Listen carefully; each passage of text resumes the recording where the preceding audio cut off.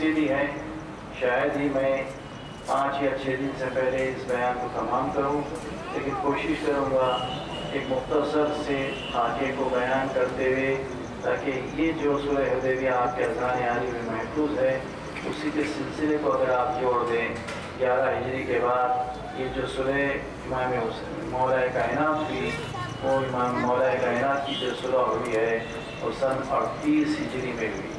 یہ سن 11 ہجری اور 38 ہجری، یعنی آپ سمجھ سکتے ہیں 27 سال کے بعد 27 سال کے بعد یہ سلو ہوئی۔ پھر اس کے بعد امام حسن علیہ السلام کی جو سلو ہوئی صرف 2 سال کے بعد ہوئی، وہ 2 سال کے بعد سن 40 ہجری میں یہ بھی معاویہ سے ہوئی تھی۔ تو یہ درمیان میں اسلام کے، رسول اکرم کے یا مولا کائنات کے یا امام حسن مجتبیٰ کے یہی خاندان درمیان میں آیا۔ بار بار اسلام کے درمیان میں، رسول اکرم کے درمیان میں، مولا کائنات کے درمیان میں، امام حسن علیہ السلام کے درمیان میں، یہ ان ذوات مقدسہ کی شخصیت کے اعتبار سے نہیں تھا، ان کے تعلیمات کے مقابل میں تھا۔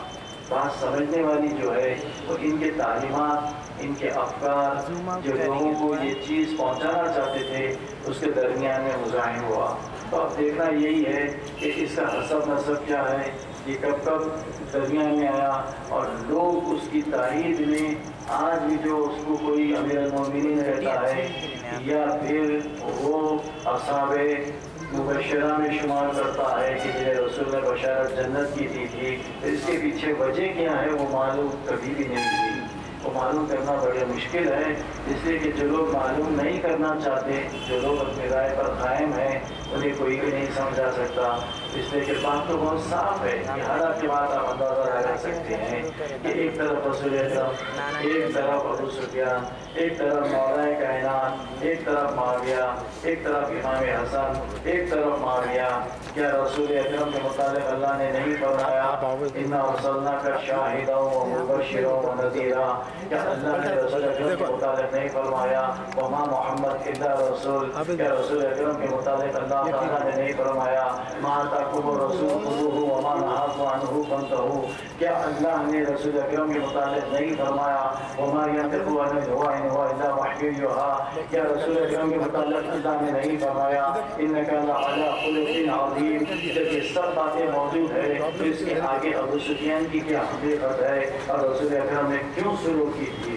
پھر اسی کے متعلق جب بعد میں اس کا جو بیٹا مولا کائنات کے مزاحم آیا تو پھر مولا کائنات کے متعلق رسول نے کیا فرمایا انا مدینۃ العلم وعلی بابها؟ فرمایا علی قسیم النار والجنہ ہے، فرمایا علی کو میرے سے وہ نسبت ہے جیسے میرے جسم کو سر سے نسبت ہے، فرمایا کہ علی ابن ابی طالب کے فضائل اگر لوگ قیامت تک بیان کریں، سمندر بھی اگر سیاہی ہو جائے تو وہ ختم ہونے والے نہیں ہیں۔ وہ عدل کا مرکز ہے، تقوی کا مرکز ہے، حکمت کا مرکز ہے، عقل کا مرکز ہے، ہدایت کا مرکز ہے۔ سب کچھ یہ روایتیں ہونے کے باوجود لوگوں نے معاویہ کو ترجیح کیسے دی؟ اس لیے کہ ادھر بھی ظاہراً کلمہ پڑھنے والے تھے۔ جب من کنت مولا بہاتا علی مولا کے بعد اتنا حجت ہونے کے بعد اس کی خلافت کے قائل کیسے ہوئے؟ اور لفظ امیر المومنین تو رسول اللہ نے اللہ کے حکم سے مولا کائنات کو دیا تھا، پھر کائنات میں کسی کے لیے اس لفظ کا استعمال کرنا مطلق جائز نہیں ہے۔ یہ لفظ حتی دیگر ائمہ کے لیے بھی استعمال نہیں ہوتا۔ تو یہ بنی امیہ کے ناخلف لوگ اس طرح سے اپنی ذات کے ساتھ ساتھ یہ لفظ امیر المومنین بھی استعمال کر کے اس کا استحصال کیے اور اس کی آبرو کو لوگوں کے درمیان میں، عامت المسلمین کے درمیان میں ختم کرنے کے درپے رہے۔ اسی طرح سے وہ حسن جس کے متعلق رسول نے فرمایا کہ ان کا گوشت میرا گوشت، ان کا خون میرا خون، ان کا جسم میرا جسم، یہ جوانان بہشت کے سردار ہیں، جنہیں ان کو اذیت دی اس نے مجھے اذیت دی، جنہیں ان کو تکلیف دی اس نے مجھے تکلیف دی، جس نے ان کی نصرت کی اس نے میری نصرت کی۔ اللہ اس سے راضی نہیں ہے جس سے حسن راضی نہیں ہے، اس کا مقام جہنم ہے۔ یہ سب کچھ ہونے کے باوجود یہی معاویہ درمیان میں مزاحم ہوئے تھے، اور پھر اس کے بعد صلح پر مجبور کیے، اور اس کے درمیان میں کیا حالات سے امام حسن کو گزرنا پڑا، جو صلح کرنا پڑا۔ پھر اس کے بعد اس سے پڑھ کر، یعنی ایک طرف نعمتیں ہیں، ایک طرف رحمتیں ہیں، ایک طرف अज़ाफ़ा हिदायत है, एक तरफ अज़ इब्तिला का इम्तिहान गुमराही ही गुमराही है। अब इंतखाब करना लोगों के हाथ में है। कभी कभी ये बात सच भी नजर नहीं आती, जबकि फितरत इंसान में अच्छाई को कबूल करना है, तो ये क्या इंसानियत के दर्जे से गिर चुके हैं? जब इंसानियत को अच्छी चीज कबूल करना फितरत है, तो इन्हें ये अच्छी चीज कैसे नजर नहीं आती? तो अब शक होता है कि अल्लाह का या रसूल का कलाम दुरुस्त है कि वो फितरत के मुताबिक है, ये फितरत के खिलाफ जाना इंसानियत नहीं बल्कि हैवानियत है। अब वो अपना मर्तबा इंसानियत का नहीं रखे, अशरफ तरीन बल्कि अजल हो चुके, पस्त हो गए, जलील हो गए। सल्लल्लाहु अलैहि मोहम्मद। अब हम गुफ्तगू को आगे बढ़ाते हैं इस मुख्तसर सी तमहीद के बाद कि देखिए, हत्ता कि एक वक्त ऐसा भी था, कल मैंने आज की गुफ्तगू के लिए बाकी रखा था ताकि तमहीद का सहारा बनाऊं, जब हज़रत रसूल अकरम मोहम्मद मुस्तफ़ा सल्लल्लाहु अलैहि वसल्लम मदीने से मक्का की तरफ तशरीफ ले जा रहे थे, फतेह मक्का से कबल उसी रास्ते पर थे, तो मदीने को खाली नहीं छोड़ा था। अब मदीने में भी कुछ लोग थे, बाद ज़ईफ थे, बाद मजबूर थे, ख़वातीन थे, तो इनके लिए किसको आपने अपना नायब बनाया?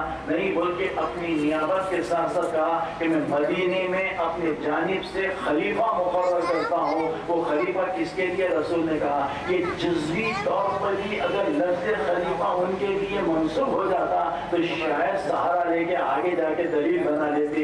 यहाँ पर तीनों खुलफाओं में से कोई खलीफा ना अबू बकर बने खलीफा मदीने के लिए जब रसूल गए, इसलिए कि वो रसूल के साथ थे, ना ही तो उमर बने रसूल के साथ थे, ना ही तो उस्मान बने रसूल के साथ थे। तो ये खिलाफत जुज़वी मौक़ती तौर पर जो रसूल अकरम ने मदीने में सौंपी, वो एक रसूलुल्लाह के सहाबी थे जिस पर रसूल अकरम को उनकी दियानतदारी, उनके एतबार, उनकी सलाहियत पर एतबार था, तो उन्होंने खिलाफत सौंपी। कम से कम उनको ये यकीन था कि जाने के बाद वो अपनी खिलाफत का ऐलान नहीं करेंगे या आने के बाद कहेंगे कि मैं ही खलीफा हूँ। नहीं, उनके ईमान का इम्तिहान ले लिया गया था।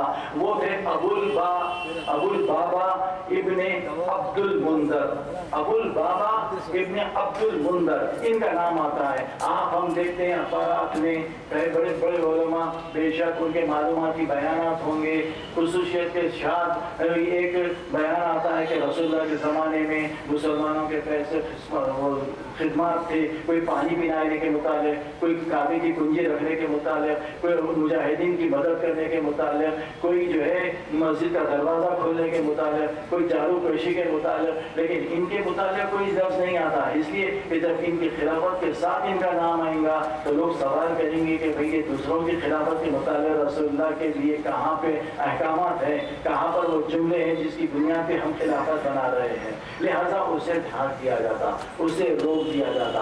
अल-मुख्तसर ये कि परवरदिगार आलम ने जो मुसलमान मुत्तहिदा तौर पे रसूल अकरम मोहम्मद मुस्तफ़ा सल्लल्लाहु अलैहि वसल्लम की नुसरत किए, सिर्फ दिन से नुसरत किए, साथ दिए और साथ चले, तो पहले ये कि रसूल अकरम सल्लल्लाहु अलैहि वसल्लम इस जंग पे जाने के पहले, मक्के को फतह करने के पहले जो काम किए थे वो याद रखने वाली बात है। अपनी दुनिया और माफिया की कोई भी आपको गर्ज हो, एहतियाज हो, हाजत हो, सबसे पहले रसूल का अमल देखिए जो सारी उम्मत के लिए नमूने अमल है। आपने गुस्ल किया, 2 रकात नमाज हाजत पढ़ी, अल्लाह की बारगाह में दुआ किया, फिर उसके बाद इस मिशन की तरफ रवाना हुए, अल्लाह से नुसरत का एतबार करते हुए, अल्लाह की ज़ात पे तवक्कुल करते हुए। लिहाजा हमारे वजूद में भी जब कभी हमें परेशानी हो या कोई चीज़ ख़ास मक़सूम हो हमारे लिए कि हम मंजूर हो कि हम वो करना चाहते हैं, तो याद रखो अपने आप को पहले गुस्ल करो। बेशक आप नमाज पढ़ रहे होंगे कि अल्लाह हम गुमान कर सकते हैं कि रसूल कभी नापाक रह सकता है, नहीं, तो लिहाजा ये ज़हन में नापाक फिक्र नहीं लाना चाहिए, पाक लाना चाहिए। पाक होने के बावजूद मज़ीद आप गुस्ल कर लो, फिर उसके बाद अल्लाह की बारगाह में दुआ करो कि मैं इम्तिहान के लिए जा रहा हूँ, मैं इंटरव्यू के लिए जा रहा हूँ, मैं कारोबार के लिए जा रहा हूँ, मैं सफर के लिए जा रहा हूँ, मुझे कामयाबी अता फरमाए। फिर देखो इस दुआ का असर क्या होता। ایسے نہیں جاؤ پورا ملا کے پاس جاؤ آپ دعا کر دو، نہیں میرے سر میں درد ہے، آپ کہو کہ آپ گولی کھائیں گے تو سر کا درد نہیں جائے گا۔ اسی طرح سے آپ اپنے لیے جس خلوص کے ساتھ اللہ کی بارگاہ میں محمد و آل محمد کے ساتھ وسیلہ اختیار کر کے دعا کریں گے، وہ بڑے سے بڑا مولوی نہیں کر سکتا۔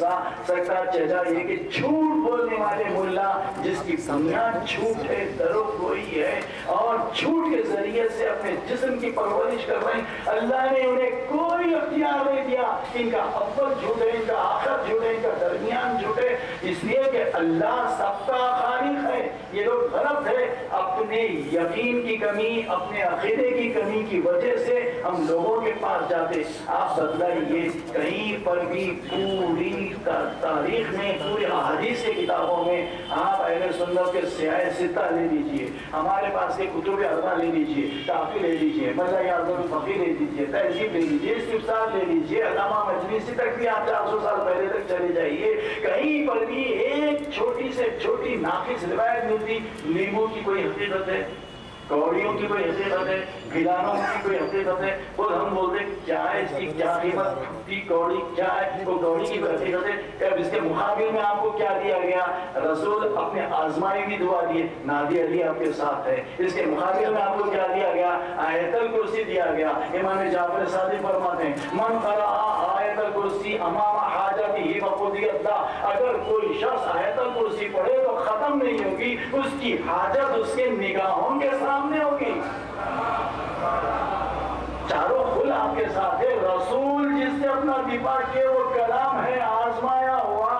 مولا کائنات جو عمل کے جب بھی پریشانی آتی تو مولا یہ آیت پڑھتے وَاسْتَعِينُوا بِالصَّبْرِ وَالصَّلَاةِ وَإِنَّهَا لَكَبِيرَةٌ إِلَّا عَلَى الْخَاشِعِينَ الَّذِينَ يَظُنُّونَ أَنَّهُمْ مُلَاقُو أَنَّهُمْ إِلَيْهِ رَاجِعُونَ، کہ جب کبھی مصیبت آئے، اے میرے بندے اب نماز کے اوقات کا انتظار مت کر، اس لیے کہ اس کی ذات حی القیوم ہے۔ آ جا مصلی پر، جو چاہے مانگ، میں انکا علی کل شیء قدیر، ہر چیز سے قدرت رکھنے والا ہوں۔ مولا یہ عمل کرتے تھے، اور ہائے مولائیوں کا یہ عمل کیسے ہو سکتا؟ دھیرے دھیرے یہ چیز بڑھ رہی ہے۔ آپ سوچتے نہیں کہ وہ بیمار شفا سے بدلتا۔ آپ کے پاس جوشن کبیر ہے، جوشن صغیر ہے، دعائے کمیل ہے، دعائے سبا سبب ہے، کون سا ایسا خزینہ نہیں ہے جو ہمیں محمد والے محمد علیہ السلام نے نہیں دیا؟ ساری چیزیں موجود ہے۔ اب اس کے بعد بھی پھر آپ کیا چاہتے ہیں؟ آپ چاہتے کیا ہیں؟ ایک مستقل گفتگو ہے، مختصر یہ کہ یہ سب ایمان کے خراب ہونے کی دلیل ہے۔ المختصر یہ کہ وہ خود اپنا نزلہ اور زکام جیسی معمولی چیز کم نہیں کر سکتا، تو آپ کے ہمارے پریشانیاں کہاں سے دور کر سکتا؟ اور یہ بھی ایک حقیقت ہے، اپولو کے ڈاکٹر کی جو فیس ہے وہ 200 سے 500 روپے ہو سکتی، یہ جاہل و اچھل لوگوں کی 5000 روپے سے فیس شروع ہوئے۔ ہم بڑی شوق سے جا کے 5000 روپے دے دیتے اس کو، اب انہیں اور موٹا ہوتا، ہم دبلے ہوتے چلے جاتے، ہم فکر مند ہوتے چلے جاتے۔ ہم کو ایک بیوی کو پالنا، بچوں کو پالنا مشکل ہے، اس کے 2 رہتے، 3 رہتے، 4 رہتے، پھر قطار رہتی بچوں کی۔ یہ سب چیزیں کہاں سے چل رہی؟ ایک آسان پکڑ کا دھندا ہے، لوگوں کے ناقص عقیدہ اور پھر اس کے بعد لا علمیت، جہالت کی وجہ سے یہ کاروبار چل رہا ہے، صرف جہالت۔ اور جو در محمد و آل محمد سے وابستہ ہو گیا وہ جاہل رہ ہی نہیں سکتا۔ اگر جاہل ہے تو یقیناً وہ وابستہ نہیں ہے اہل بیت اطہار علیہ السلام سے۔ صلوات و دیجیے علی محمد و آل محمد۔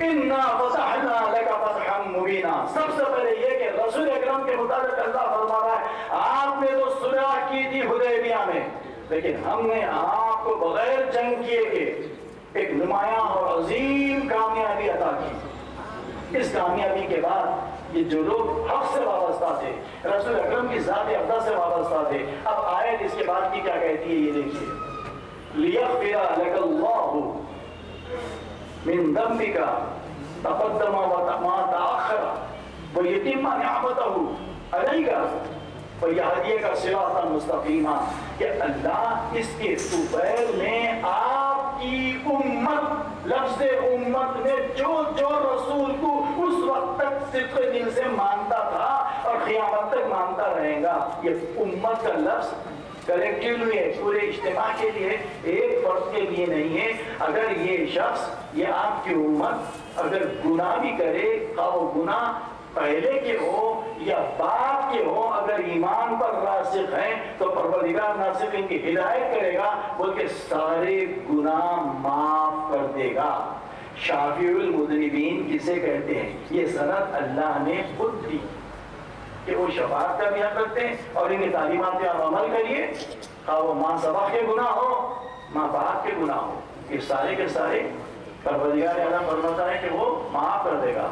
وَالَّذِي أَنزَلَ السَّكِينَةَ فِي قُلُوبِ الْمُؤْمِنِينَ لِيَزْدَادُوا إِيمَانًا مَعَ إِيمَانِهِمْ.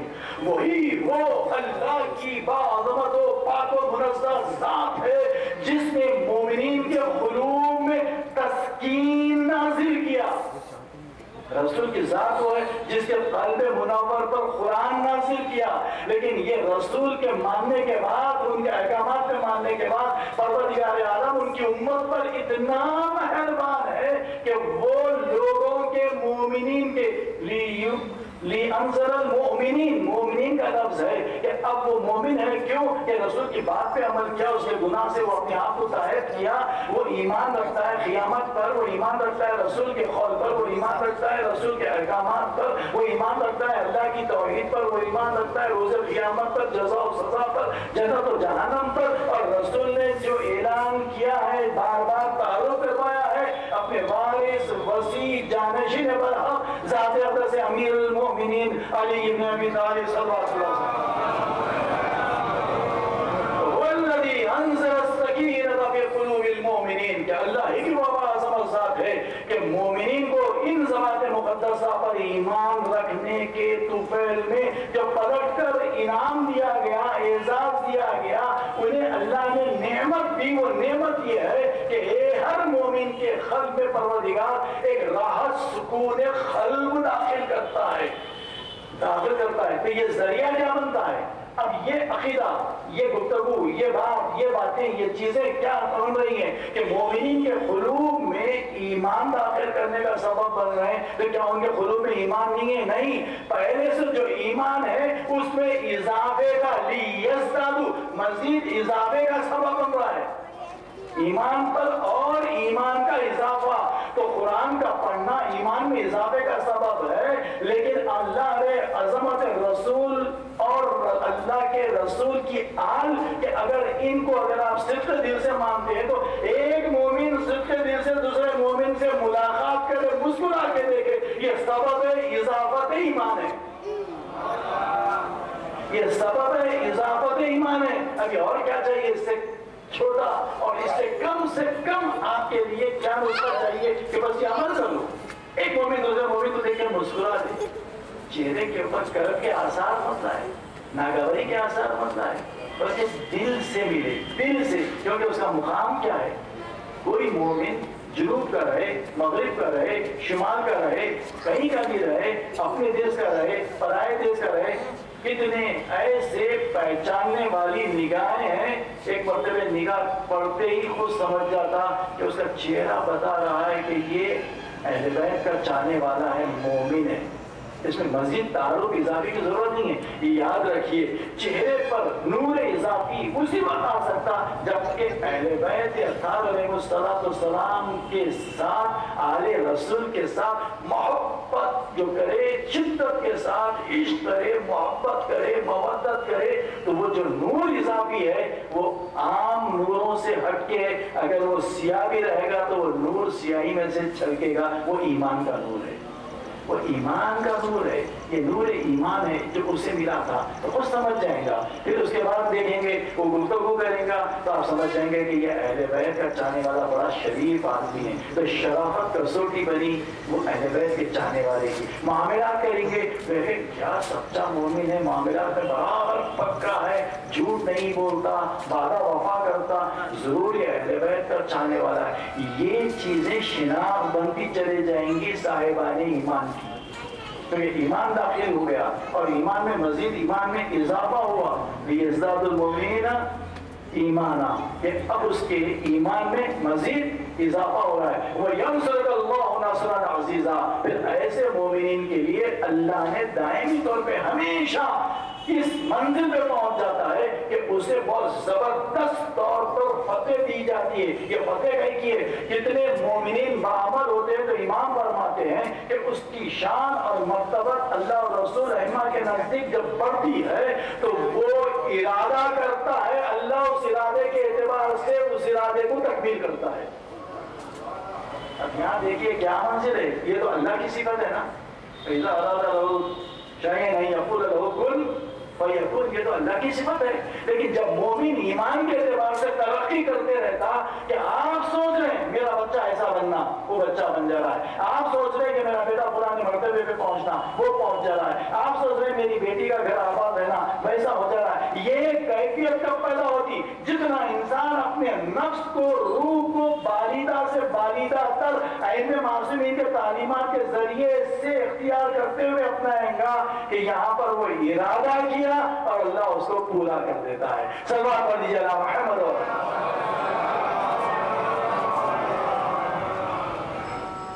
لِيَزْدَادُوا إِيمَانًا مَعَ إِيمَانِهِمْ وَلِلَّهِ جُنُودُ السَّمَاوَاتِ وَالْأَرْضِ، کہ اللہ ہی کے لیے زمین و آسمان کے درمیان میں جتنے بھی چیزیں ہیں اس کی فوج ہے، اس کا لشکر ہے. ہم کیا جانتے ہیں اس کا لشکر کتنا ہے؟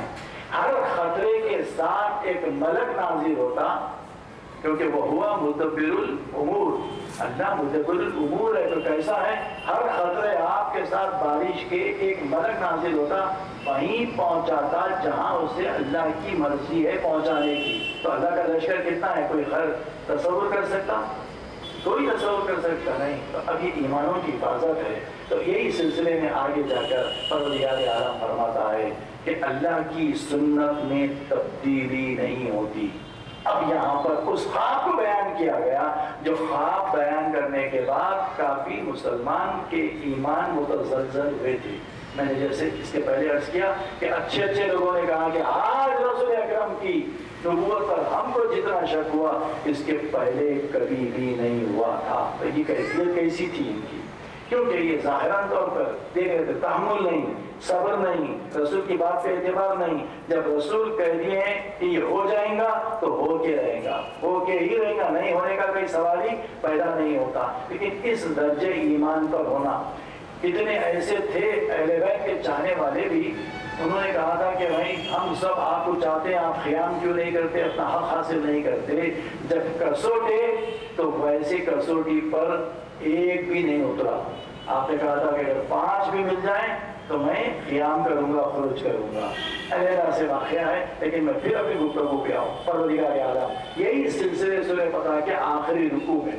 اب میری گفتگو کا نچوڑ ابتدائی کچھ آیتیں تھی، اب اس کے بعد آخری رکوع. لقد صدق اللہ رؤیا بالحق لتدخلن المسجد الحرام ان شاء الله آمنين محلقين رؤوسكم ومقصرين لا تخافون وعلم ما لم تعلموا فجعل من دون ذلك فتحا قريبا والذي أرسل رسوله بالهدى ودين الحق ليظهره على الدين كله وكفى بالله شهيدا. محمد رسول الله صلی اللہ علیہ وسلم.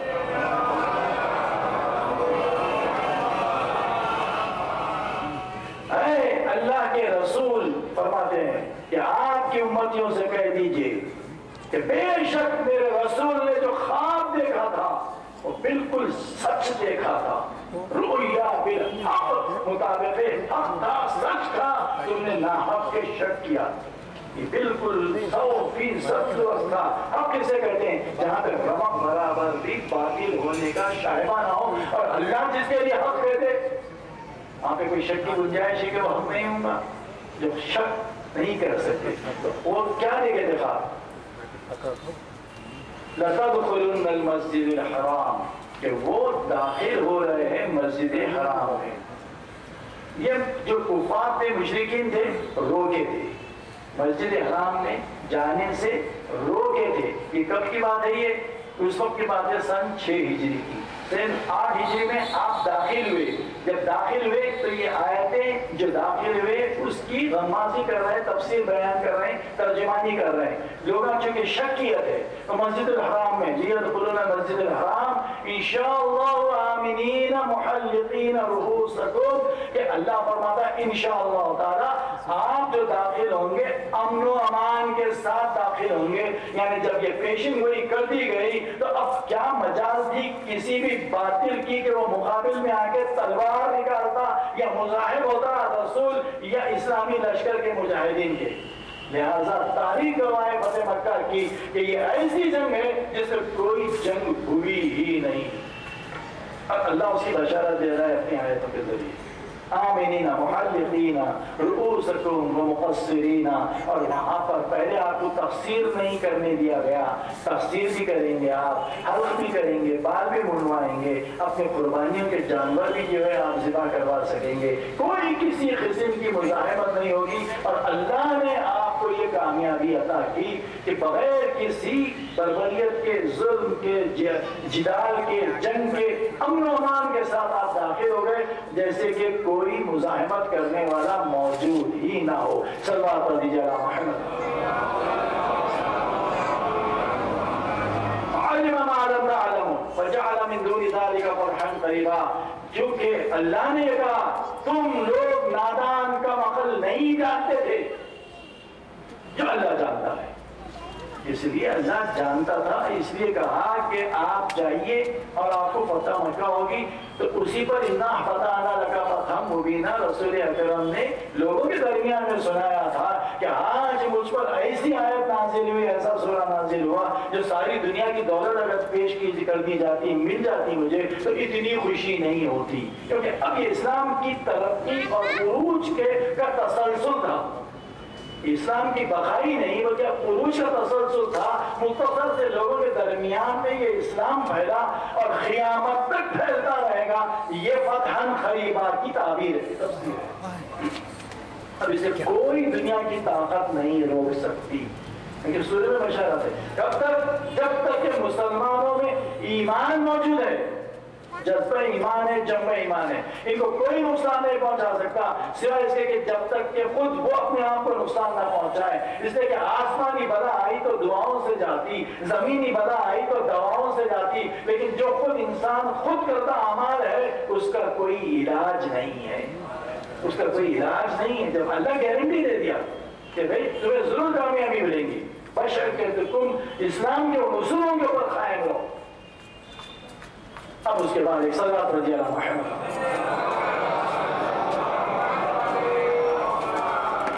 اب فتح ہو گئی، قریب میں فتح ہو گئی، فتح قریبا، کیونکہ اس سورہ کے نازل ہونے کے امیڈیٹ بعد جنگ خیبر ہوئی. جنگ خیبر ہوئی 6 ہجری 7 ہجری. جب 8 ہجری میں فتح مکہ ہوا تو وہ فتح قریبا کی تعبیر جنگ خیبر کی جیت وہ کامیابی ہے. اور کیا نہیں ملا جنگ خیبر آپ کے ذہن میں ہے، اور مولا کائنات نے کیسے کیسے انہوں نے حل دکھلائے، اور خیبر کے در کو اکھاڑنا اور پھر مرد کے سر کو دو شگافتہ کرنا، یہ ساری چیزیں. اور اتنا مال غنیمت ملا کہ مسلمان خود مکتفی تقریباً ہو چکے تھے، خود مکتفی ہو گئے تھے. اور یہ یہودیوں کے اوپر فتح تھی.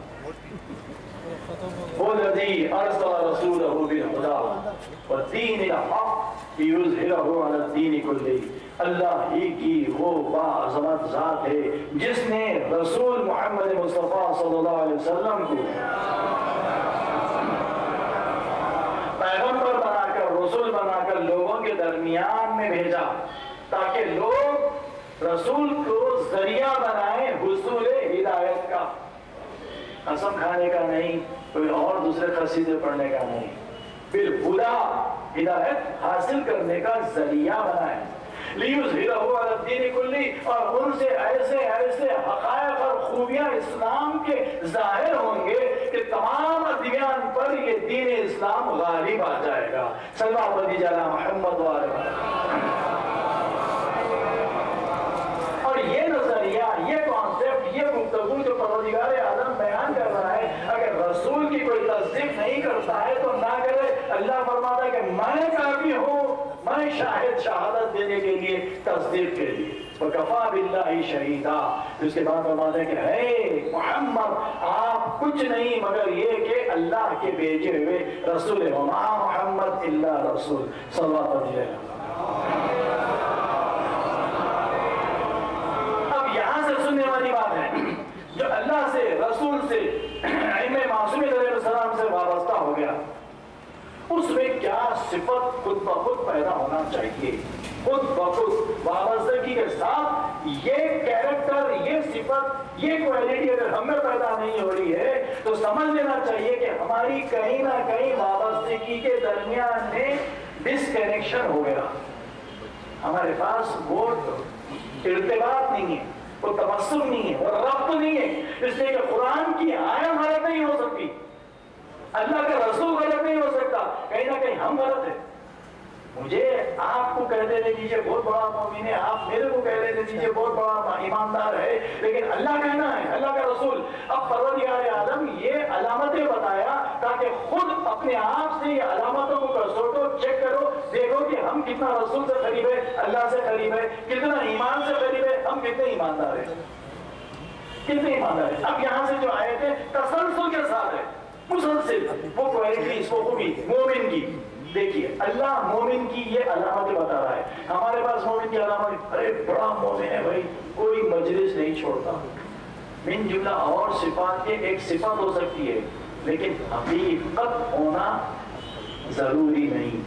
حقیقت ہونا ضروری نہیں. ارے زبردست وہ کھلا رہا، بڑا اچھا مومن ہے، ہو سکتا ہے، علامتوں میں سے ایک علامت ہے لیکن حقیقی علامت نہیں. اس لیے کہ اس کے پیچھے پھر پوری تحقیق ہے. پیسے کہاں سے لایا، تبرک کہاں سے لایا، کیسے کھلایا، کھلانے تک اس کی نیت کیا تھی. میرے گھر میں عام جگہ مجلس ہوتی ہے، اگر میں بریانی کھلاؤں اس نظریے کے تحت تاکہ میرا اسٹیٹس معلوم ہو تو ختم ہو گئی چیز، ختم ہو گئی چیز، ختم ہو گئی. نہ امام حسین دیکھتے، نہ بی بی فاطمہ زہرا دیکھتے، نہ ان کو اس سے کوئی سروکار ہے، نہ کچھ فائدہ ہوتا، نہ ان کے ذہن میں چیز آ رہی ہے. لوگ خوش ہو کے مولا کائنات کے پاس فالودہ لا کے دیے تو مولا نے کہا کہ تم کھا لو، اس کی ہمیں ضرورت نہیں ہے. اس لیے کہ وہ ازہد الزاہدین ہے. بخدا اللہ کو حاضر رکھ کے کہتا ہوں، یہ علی بن ابی طالب کی ذات خدا نہ خواستہ فقیر نہیں تھی، وہ تو امیر المومنین تھے. ان کے در پہ فقراء بھی آئے، ملک بھی فقیر بن کے آئے، خالی ہاتھ نہیں گئے. ان کی زندگی اور مزاج فقیرانہ تھی، یہ فقیر نہیں تھے. صلوات علی محمد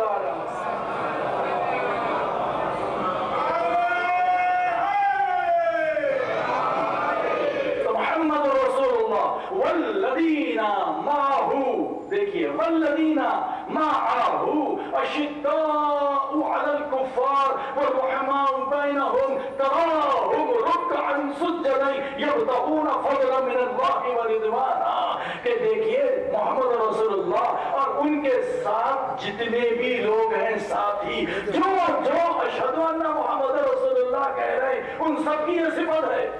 جو اشہد ان محمد رسول اللہ کہہ رہے ہیں، ان سب کی یہ صفت ہے کہ والذین معہ، جو ان کے ساتھ ہے، جو ان کے دین کے ساتھ ہے، جو ان کے تعلیمات کے ساتھ ہے، جو ان کے اسم کے ساتھ ہے، جو ان کے صفات کے ساتھ ہے، جو بھی اسلام کے ساتھ ہے. والذین معہ اشداء علی الکفار، ہر وہ جو اللہ اور رسول ائمہ کے باتوں پر انکار کرتا وہ ان کے ساتھ شدت سے پیش آتے ہیں.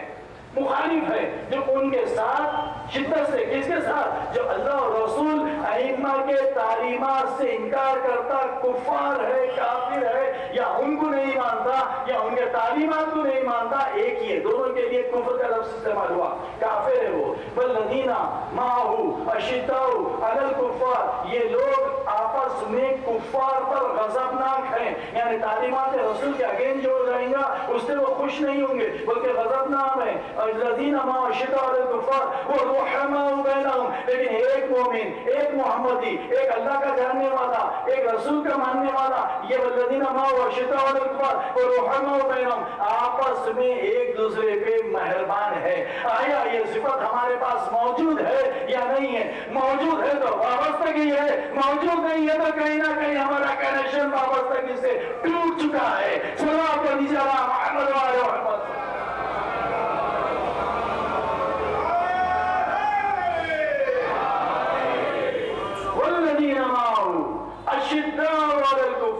وَرُحَمَاءُ بَيْنَهُمْ، جب دیکھتے ہیں تو خود بخود چہرے پہ مسکراہٹ آ جاتی ہے، دل باغ باغ ہو جاتا ہے، ہاتھ بے ساختہ کھل جاتے ہیں، گلا گلے سے مل جاتا ہے، ہاتھ سے ہاتھ ملا کر مصافحہ کرتے ہیں۔ کیا ہے یہ دیکھیے کہ تعلیمات اہل بیت، جب ان پر ایمان لائے، مولا کائنات پر ایمان لائے، اہل بیت پر ایمان لائے، مجلس پہ ایمان لائے، ذکر مجلس پر ایمان لائے، قرآنی تعلیمات پر ایمان لائے، خالی کیا کیے؟ نہ قرآن پڑھے، نہ آپ کعبے کو گئے، نہ آپ امام حسین کی زیارت کو گئے، صرف ایک مومن دوسرے مومن کو دیکھ کر مسکرا کر مصافحہ کیا، ہاتھ ہٹا، گناہ پورے معاف ہو گئے۔ گناہ معاف کرنے کا ذریعہ بن گیا، گناہ پاک کرنے کا ایک مصافحہ مومن سے مومن کا۔ کاش مومن اپنے مرتبے کو پہچانتا کہ ولایت علی بن ابی طالب کے بعد اس کا کیا مقام ہے، تو کبھی کوئی مومن سے نفرت نہیں کرتا۔ صلوات علی محمد وعلی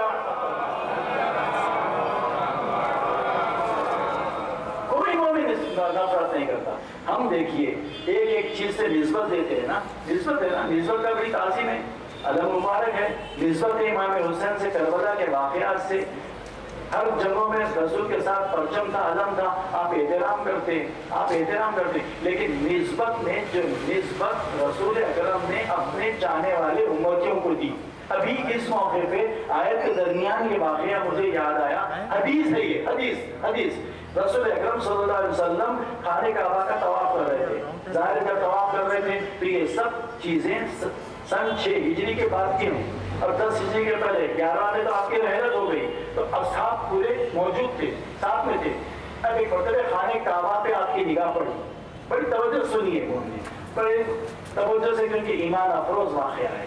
خانہ کعبہ پہ طواف پڑی، نگاہ پڑی، آپ بڑی ہی وہاں پہ خانہ کعبہ کے دیوار کو دیکھتے رہے، کیوں کہ آپ ہی کے تعلیمات ہے، النظر جدار الکعبہ عبادہ، جو رسول نے کہا ان کے لیے بھی، ان کی نگاہ بھی کعبے کے اوپر دیکھنا عبادت ہے، ہمارے لیے بھی عبادت ہے، ان کے لیے بھی عبادت ہے۔ النظر الی وجہ علی بن ابی طالب عبادہ، نظر کرنا علی بن ابی طالب کے چہرے پہ عبادت ہے، رسول کے لیے بھی علی کے چہرے پہ عبادت، نگاہ کرنا عبادت ہے۔ ایسا نہیں ہے رسول استثناء ہے، نہیں ہے۔ النظر الی وجہ انبیاء عبادہ، علی بن ابی طالب کا انبیاء کے چہرے پہ عبادت، نگاہ کرنا بھی عبادت ہے، ہمارے لیے بھی عبادت ہے۔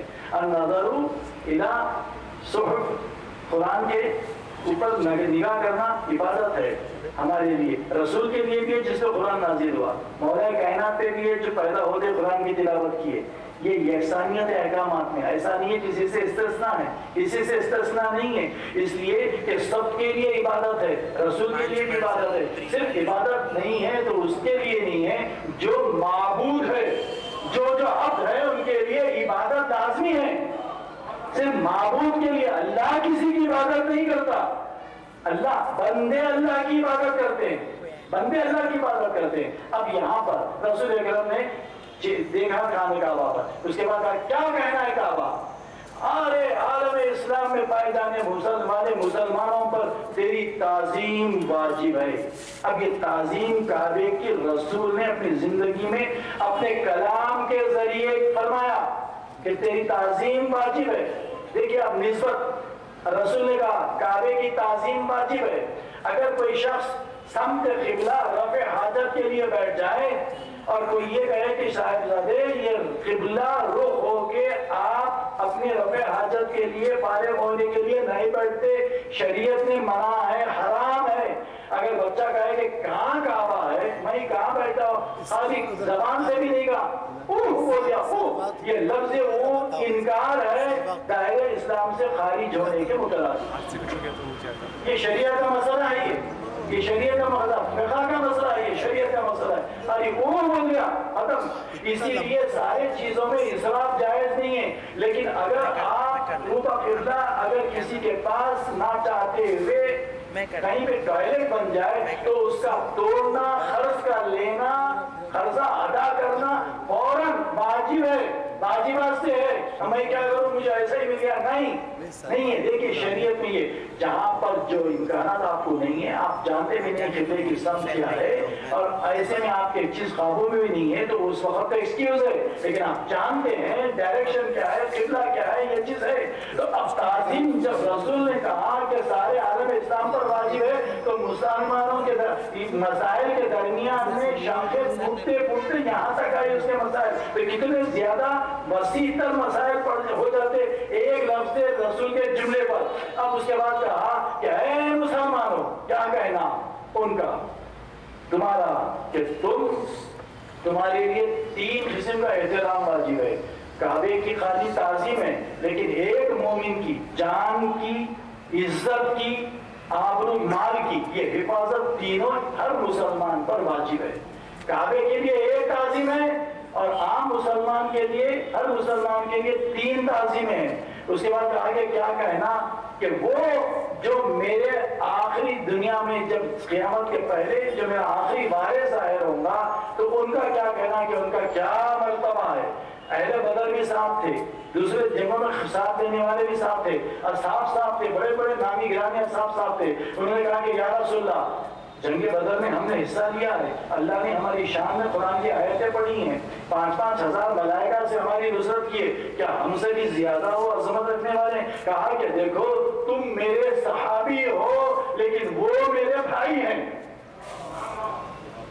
کیونکہ اس وقت میرا وارث پردے غیب میں ہوں گا، میں نہیں ہوں گا، علی نہیں ہوں گے، کوئی ائمہ نہیں ہوں گے، صرف میرے تعلیمات کو پیش نظر رکھ کر انہوں نے اپنے ایمان کو ایسے تھام کے مضبوطی سے رکھا ہوگا جیسے ایک تبیز آگ کا گولا ہاتھ پر رکھ کے راکھ بنا دیا جائے، تب بھی وہ اپنے ایمان سے ہٹنے والے نہیں ہیں۔ اس وقت کا مرتبہ یہ ہے کہ یہ صحابی نہیں، مومن ہی نہیں، کیونکہ رسول فرماتے میرے بھائی ہوں گے، میرے بھائی۔ صلی اللہ علیہ محمد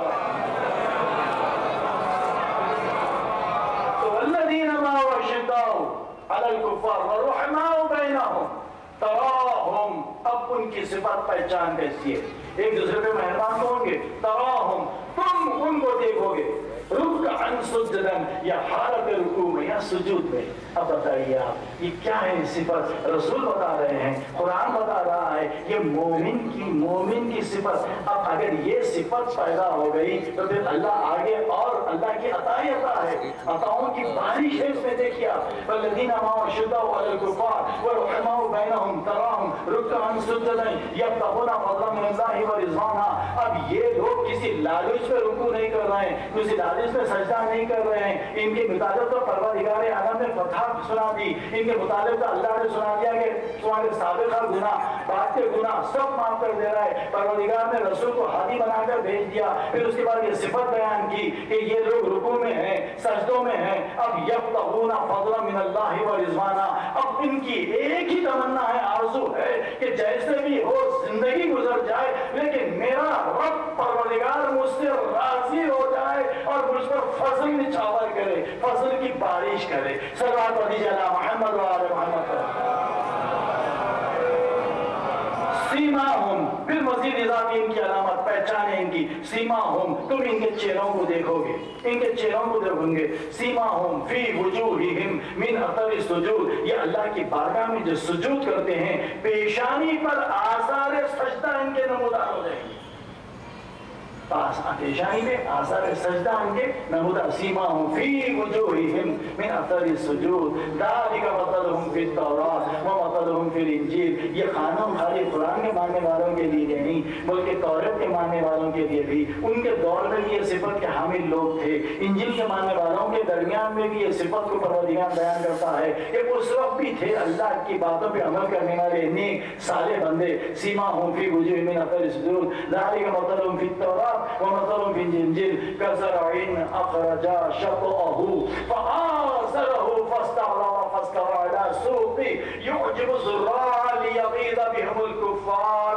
اب یہاں پر ان کے صفات تمام ہوئے کہ جب ان کی مثال ایسی ہے، جب کوئی کھیتی کرتے ہیں تو اس میں ایک سوئی کی طرح لولی نکل آتی ہے، باریک نہیں، پھر وہ زمین کی پکڑ سے تناور ہو جاتی ہے، پھر اس سے لولیاں نکل آتے ہیں، تناور درخت۔ تو اب ان کی کھیتی جیسے لہلہاتی ہے تو ان کی ترقی کو دیکھ کر جو کفار ہے حسد کرتے ہیں، جو کفار ہے غضبناک ہوتے ہیں۔ تو مومن کی ترقی کو دیکھ کر کون حسد کرتا ہے؟ اللہ فرماتا ہے لیغیظ بہم الکفار، اور مومن کی صفت کیا ہے؟ رحماء بینہم، کب پیدا ہوتی؟ تراہم رکعا سجدا، یہ صفت ہمدردی بھائی چارگی مومن کے درمیان میں امنیت اس پر پیدا ہوتی یا رکوع کریں گے سجدے کریں گے اللہ کی رضا کے ساتھ، تو یہ صفت مہربانی رحمیت پیدا ہوں گی، ورنہ یہ صفت پیدا، اسی لیے نماز واجب ہے، اسی لیے رکوع واجب ہے، اس لیے سجدے واجب ہے، تاکہ ایمان کی دولت میں کہیں ذوق نہ آنے پائے۔ اب سمجھے کہ کیوں ضروری ہے نماز؟ ایمان کے بعد اس لیے ضروری ہے تاکہ ایمان کی حفاظت ہو۔ صلوات پڑھ دیجیے علی محمد و آل محمد۔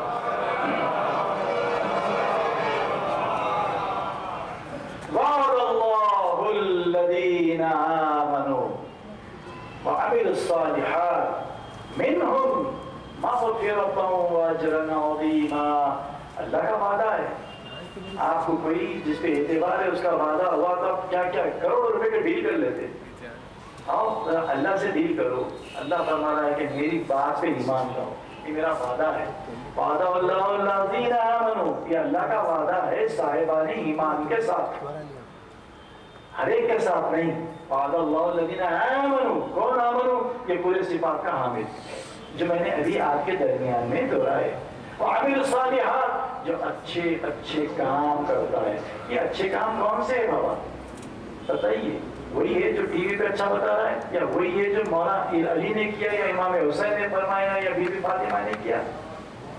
اچھائی کا اطلاق یا قرآن کی آیتوں پہ ہوتا ہے، یا رسول اکرم یا آل رسول ائمہ معصومین کے جو تعلیمات ہیں اس پہ ہوتا، اس سے ہٹ کے اچھائی کا ہونا ضروری نہیں ہے۔ اچھائی نہیں ہوتی نہیں بول رہا ہوں میں، اچھائی کا ہونا ضروری نہیں ہے، لیکن جو ائمہ کے تعلیمات ہے اس کا اچھائی کا ہونا لازمی ہے۔ اچھائی اسی کو کہتے ہیں جس کو ائمہ نے حکم دیا یا عمل کیا یا عمل کرنے کا ہمیں حکم دیا۔ وعد اللہ الذین آمنوا وعملوا الصالحات منہم، اونلی انہی کے لیے، صرف انہی کے لیے مغفرت بھی ہے اور اجر عظیم بھی ہے۔ اجر عظیم یہ ہے کہ نہ صرف مومن بخشے جائے گا بلکہ جتنوں کی وہ سفارش کرے گا وہ بھی بخشے جائیں گے۔ صلوات پڑھ دیجیے علی محمد و آل محمد پر۔ تو یہ عامل الصالحات، ایک اضافہ اور صفت بتا دوں جو اس آیت کی تفسیر آپ کہہ سکتے ہیں کیونکہ آیتوں کے ذریعے سے، اطیعوا اللہ واطیعوا الرسول ان کنتم مومنین، اطاعت کرو اللہ کی، اطاعت کرو رسول کی اگر واقعی تم مومن ہو۔ ہم میں سے کوئی ایسا شخص ہے جو مومن کی اصطلاح سے کم سننا چاہتا؟ اگر آپ اس کے لیے ہے مسلمان بھائی بگڑ جائیں گا، حالانکہ اسلام کا درجہ مدارس ختم ہونے کے بعد ایمان میں داخل ہوتے ہیں، اس سے پہلے میں نے گفتگو کی۔ اگر آپ اتنا بھی کہہ دیں تو اللہ فرما رہا ہے کہ کیسا ہے پہچان، تم اطاعت کرو اللہ کی، اطاعت کرو رسول کی اگر واقعی مومن ہو۔ ان کنتم، تم مومن کہہ رہے ہیں نا، اگر تم واقعی مومن ہیں تو اطاعت کرو اللہ کی، اطاعت کرو رسول کی۔ انما المؤمنون الذین، مومنین ہی کی یہ پہچان ہے۔ انما المؤمنون الذین، مومنین ہی کی یہ پہچان ہے، غیر مومن کی نہیں۔ اذا تلیت علیہم آیاتہ زادتہم ایمانا واذا تلیت علیہم اذا ذکر اللہ وجلت قلوبہم، کہیں پر بھی اللہ کے آیتیں یا اس کے احکامات سنائے جائے تو اس کا دل خوف خدا سے لرزتا ہے، اور آیتیں پڑھ کر سنائی جائیں تو اس کے ایمان میں اضافہ ہوتا ہے۔ وَإِذَا تُلِيَتْ عَلَيْهِمْ آيَاتُهُ زَادَتْهُمْ ایمانا، تو ایمان میں اضافے کے لیے جو ذریعہ ہے وہ قرآن ہے، نہ کہ کوئی اور چیز ہے۔ قرآن ہے، اس پہ کوئی ڈاؤٹ نہیں ہے۔ دوسری چیزیں علامتیں ہو سکتی ہیں، پھر میں کہہ رہا ہوں، لیکن جو اللہ کہا وہ واقعی ہوگا، اس سے ہٹ کے کوئی شک کرنے کی گنجائش نہیں ہے۔ وَإِذَا تُلِيَتْ عَلَيْهِمْ آيَاتُهُ زَادَتْهُمْ ایمانا وَعَلَىٰ رَبِّهِمْ يَتَوَكَّلُونَ، وہ اپنے رب پر توکل کرتے۔ جب آپ کی پریشانی دور نہیں ہوئی، دعا سے مناجات سے عاشق خانے گئے، وہاں پہ منتیں کیے، کچھ بھی نہیں ہوا، تو اب سمجھ جانا کہ اللہ کی مرضی ہی یہ ہے، تو آپ کا ہمارے فریضہ یہ ہے ہم اسے تسلیم کر لینا۔ غیر مسلمانوں کے پاس جا کے کوئی ایسے ویسے چیزوں میں اپنا ایمان نہیں بیچنا۔ بلکہ راضی ہو جانا، اس لیے کہ ہم امانت ہے اللہ کی، اس کی مرضی، وہ ہمیں حیات دیا، اس کی مرضی ہمیں لینا چاہتا ہے۔ بیچ میں کوئی دوسرا نہیں ہے جو کسی کی عمر بڑھا دے یا کسی کی حیات بڑھا دے یا کسی کی جان لے دے، نہیں، اللہ ہی کے ہاتھ میں۔ وہی ہے خالق موت و حیات کا، اللہ ہی خالق ہے موت و حیات کا۔ کیوں پیدا کیا ہم کو؟ لیبلوکم ایکم احسن عملا، تاکہ تمہیں آزمائے عمل میں کون بہتر ہے۔ یہ باتوں پہ تو ایمان ہے، لیکن آزمائے کہ عمل میں کون بہتر ہے۔ لیبلوکم ایکم احسن عملا وعلی ربہم یتوکلون، یہ لوگ اللہ پر توکل کرتے ہیں۔ وعلی اللہ فلیتوکل المؤمنین، مومنین ہی اللہ کی ذات پہ اعتبار کرتے ہیں۔ الذین یقیمون الصلاۃ ومما رزقناہم ینفقون، یہ وہ لوگ ہیں جو پابندی سے نماز پڑھتے ہیں، جو کچھ کے بھی اللہ انہیں دیا وہ اللہ کی راہ میں خیرات کرتے ہیں۔ اب اس کے بعد پروردگار فرماتا ہے اولئک المؤمنون حقا، یہی سب کے سب لوگ مومن ہیں اور سچے مومنین ہیں۔ حقا حقا اولئک المؤمنون حقا لہم درجات عند ربہم، اللہ کے نزدیک ان کے بڑے بڑے مدارج ہے اور ان کے لیے رزق کریم رکھا گیا ہے۔ رزق کریم پاک و پاکیزہ، اس لیے کہ پاک و پاکیزہ رزق کا ملنا بھی بہت بڑی اللہ کی نعمت ہے۔ تو معمولی چیز نہیں، ایسے بغیر محنت سے نہیں مل جاتا۔ رزق کا حلال پاک و پاکیزہ ملنا یہ اللہ کی نعمتوں میں سے ایک عظیم نعمت ہے۔ ہاں عزیزان ایمان، میں نے گفتگو تمام کیا اتنے احادیث کے قرآن آیات کے مقابل میں صرف ایک حدیث، ورنہ 50 سے زیادہ احادیث ہے ایمان پہ، صرف ایک حدیث مولا کائنات امیر المومنین علی بن ابی طالب ارشاد فرماتے ہیں تم ایمان کو مثل ایک درخت کے جانو۔ ایمان کیا ہے؟ ایک درخت کے مثل ہے، یقین اس کی جڑیں ہیں۔ اب اتنی آیتیں آپ پڑھے تو دیکھو کہ لگ کے ہمارے پاس اس پہ یقین آیا یا نہیں آیا؟ جڑ جتنی ناقص ہوگی، تھوڑے سے ہوا کے جھونکے سے درخت گر جائے گا، ایمان گر جاتا ہے۔ جتنا ایمان مضبوط ہے، اگر اس کی جڑ کو جتنا مضبوط کریں گے وہ درخت اتنا مضبوط ہوگا، ایمان کا درخت۔ کیسے مثال کی ہے کیا؟ ایمان مثل درخت کے، یقین اس کی جڑ ہے، تقوی اس کی شاخیں ہیں، تقوی اس کی شاخیں ہیں۔ آپ چاہتے ہیں کہ درخت ایک ٹہنی کی شکل میں رہے یا شاخوں کی شکل میں رہے؟ جب تک شاخ نہیں آئیں گے وہ درخت کی بیوٹی نہیں آئیں گے۔ تو جیسے ایمان آیا اسی کے ساتھ یقین مستحکم ہونا چاہیے۔ جتنا یقین مستحکم ہوا تقوی سے قریب ہونا چاہیے، یعنی جو اللہ کو پسند ہے کرے، جو پسند نہیں کرے۔ اللہ کا خوف ہمیشہ اپنے دل میں رکھیں، اس لیے کہ بجز خوف خدا کے دنیا میں کوئی ایسی چیز ایجاد نہیں ہوئی جو انسان کو گناہ سے روکے۔ آپ خود چیک کر لیجئے ان جملوں کو، بجز خوف خدا کے دنیا میں کوئی ایسی چیز ایجاد نہیں ہوئی جو انسان کو گناہ سے روکے۔ تو پھر کیا ہے اس ایمان کے درخت کے شاخیں؟ تقوی ہے اور حیا اس کا نور ہے۔ بے حیا ہی نہیں ہونا، کبھی چھوٹی قسم کھا کے ہاتھ پھیلا رہا ہے، کبھی ناحق کے ہاتھ پھیلا رہا ہے، حیا ہی نہیں ہے، بے حیا ہی ہے۔ کبھی اعلیٰ لباس پہنا، کبھی نیم بوڑھیاں لباس پہنا، کہیں بازاروں میں جا کے چھچڑاپن کر رہا ہے، کبھی کسی کے ساتھ مذاق کر رہا ہے، کبھی کسی کی حجو کر رہا ہے۔ نہیں، حیا اس کا نور ہے، حیا اس کا نور ہے۔ اس کے بعد فرماتے ہیں یہ سب چیزیں جمع ہو تو سخاوت اس کا پھل ہے۔ اب دیکھو کہ کون مومن مستحق ہے، مومن کو کہنے کی ضرورت نہیں ہے مستحق ہے، وہ چہرے سے داڑ لیتے ہیں کہ یہ مومن مستحق ہے، تو کب اس کے سوال کرے اس تک اس کا حق پہنچا دیتے ہیں۔ سلام کر دیجیے اللہ محمد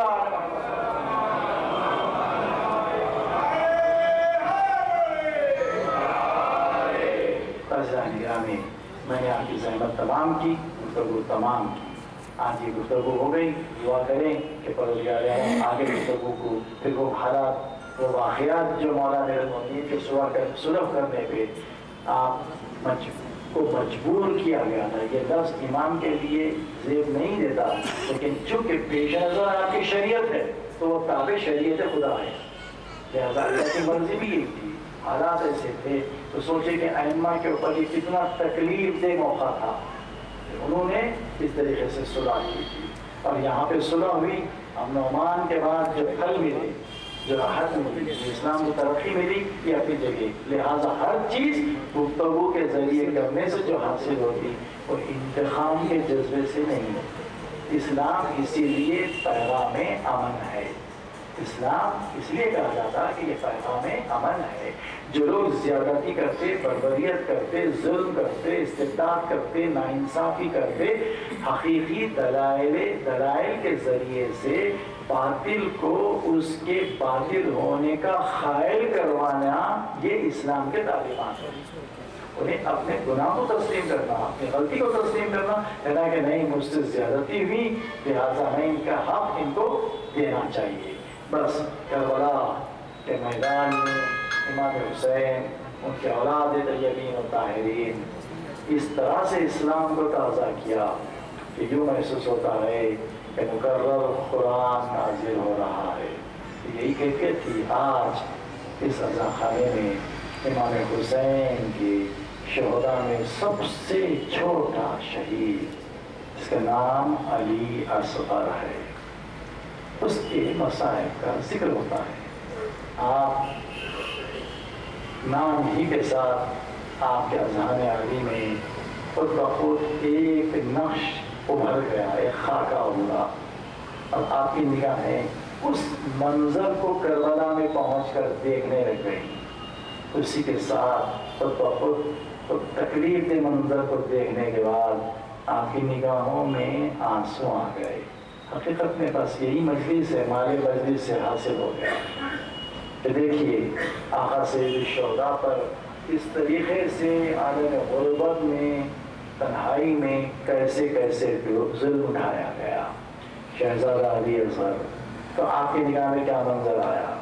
6 مہینے کا بچہ جس کی ماں کا دودھ خشک ہو چکا ہے، جو پھول جیسا چہرہ، پکڑائے ہوئے ہونٹ، آنکھوں میں حلقے پڑ چکے ہیں، سفید سوراخ جو رنگ تھا وہ زرد ہو چکا ہے چہرہ، اور پھر اس کے بعد کربلا کا میدان ہے، چلچلاتی دھوپ ہے، اور اس دھوپ کے متعلق معصوم فرماتے ہیں روز عاشور کربلا اتنی گرم تھی کہ اگر دانہ خاک پر ڈال دیا جائے تو کھیلی بن جائے۔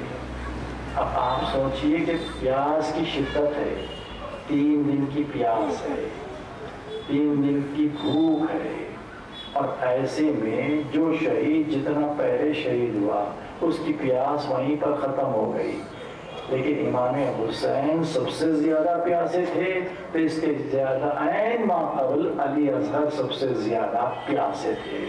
تو پیاس کیسی تھی؟ اس کا منظر یوں پیش کیا گیا کہ جب چھوٹے چھوٹے بچے دیکھے کہ اتنی شدت کی پیاس ہے، یوں محسوس ہوتا تھا کہ کلیجے پھٹا چاہتے ہیں، کلیجے پھٹ رہے ہیں۔ بچوں پر شدت پیاس کا یہ اثر ہوا تھا، آنکھوں سے بصارت جا چکی تھی۔ بچے آواز دیتے تھے، اماں آپ کہاں ہیں، نظر نہیں آتی۔ ماں جب آواز دیتی تو بچے ماں کی آواز کی سمت آغوش ٹٹول کے پہنچتے۔